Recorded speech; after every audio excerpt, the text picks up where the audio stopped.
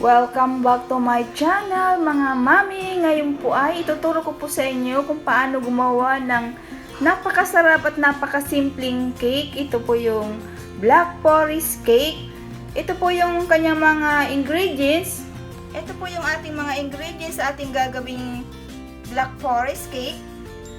4 cups na all-purpose flour. Sifted na po ito. Gagamit po tayo ng 4 eggs at gagamit po tayo ng brown sugar 4 cups at yung ating cocoa powder 1.5 cup na hershey at yung ating pressed milk ay pwede naman kahit anong brand, pwedeng evaporated milk. Ito po yung pressed milk ang ginamit ko, 2 cups. At yung ating salt, 1 teaspoon. Yung ating baking powder, 2 teaspoon. At yung ating baking soda, 4 teaspoon. At yung ating instant coffee, 2 tablespoon. At yung ating vanilla, ay 1 tablespoon. At yung ating vegetable oil, 1 cup. So, pagsama-samahin po natin ang ating mga dry ingredients, yung ating baking powder, baking soda, yung ating salt,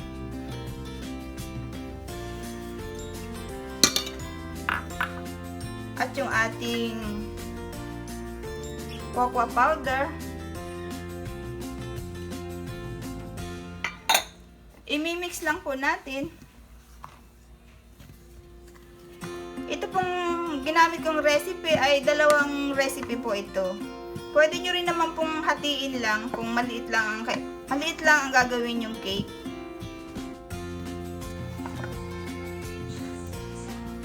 So ayan po, na-mix na po natin. Itatabi lang po muna natin.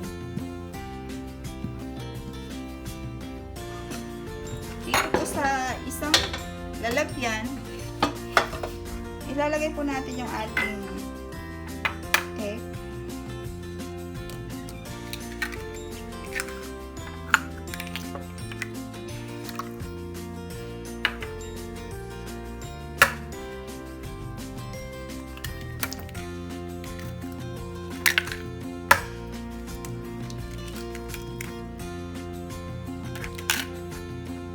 Yung ating milk.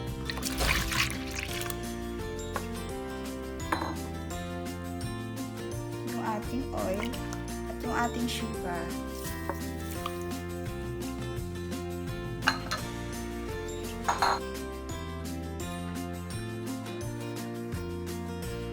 Unti-unti po natin ilalagay yung ating dry ingredients. Maglalagay po tayo ng vanilla.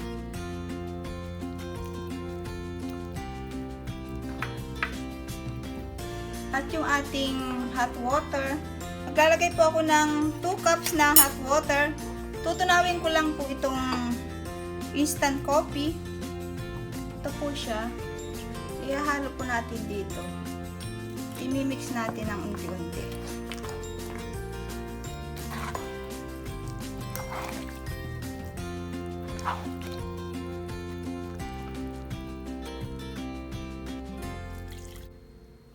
Gagamitan ko lang po siya ng mixer para mahalo lang maigi.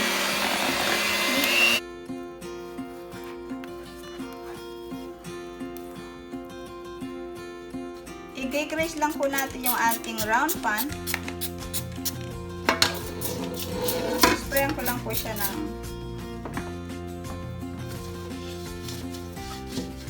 ito po. Inisprayan ko po siya ng cooking oil.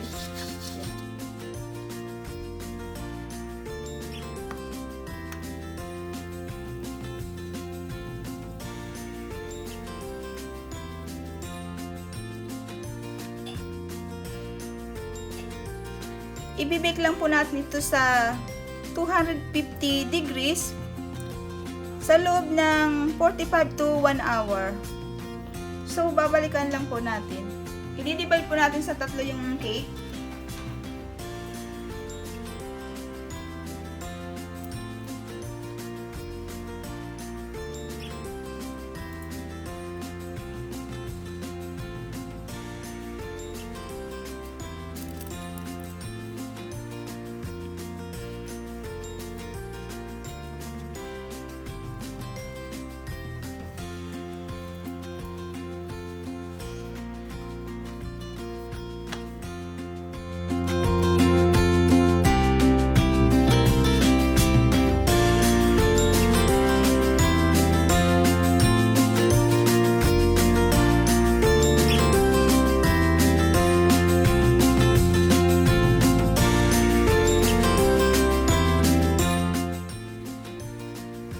Ingredients natin sa ating gagawing black forest cake.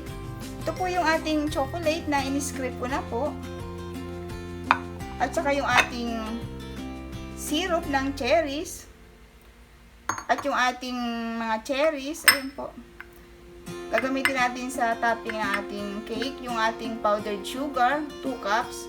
At yung ating whipping cream, gagamit po ako ng Ever Whip 1 liter at yung ating chinap kong mga cherries. So, yan lang po yung ating gagamitin. So, umpisa natin ang pagpo-frosting. Dito po sa ating mixing bowl, ibubuhos po natin yung ating whipping cream.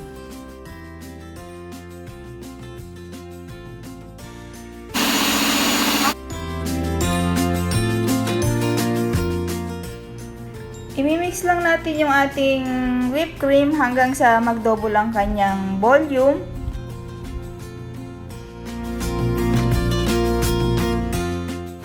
Magdadagdag lang ako ng powdered sugar.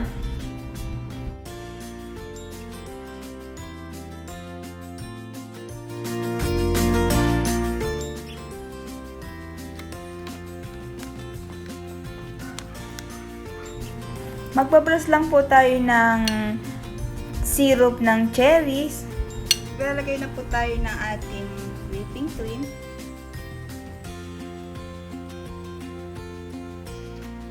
Po natin.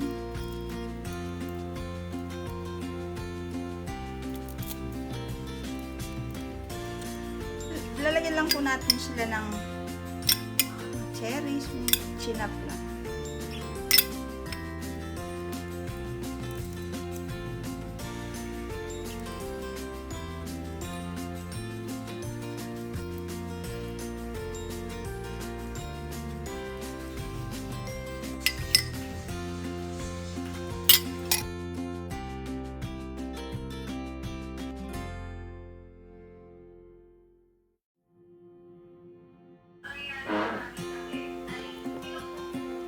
Lalagyan na po natin siya ng chocolate. Ang paglalagay po ng chocolate, ito lang po, gaganon lang po natin.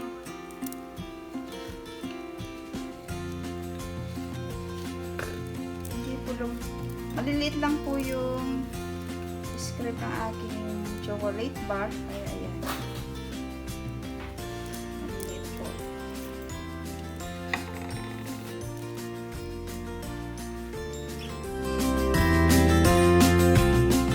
Maglalagay po tayo ng whipping cream sa ating piping bag. Maglalagay ang ating design.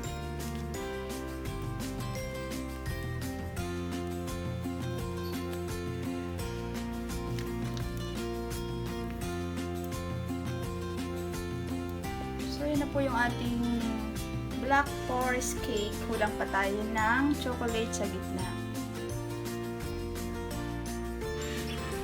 Lalagay na po tayo ng chocolate sa gitna.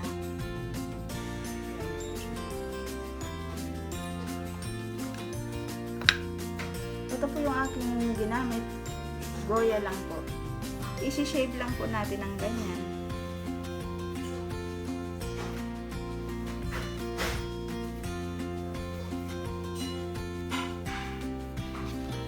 Lalagyan lang po natin ng Goya dark almond ang magiging para may design.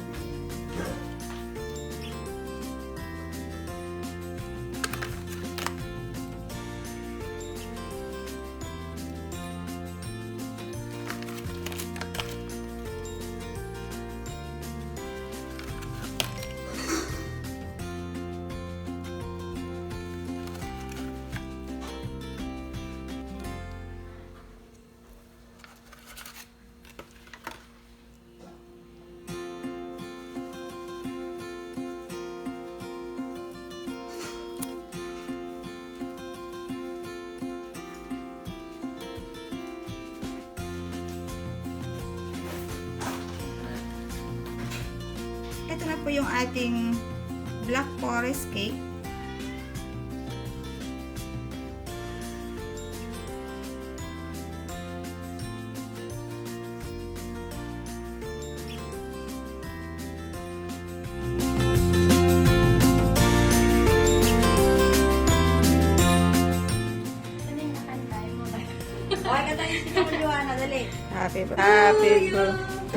Happy birthday, happy birthday, happy birthday to you.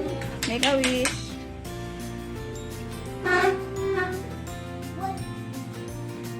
Yay!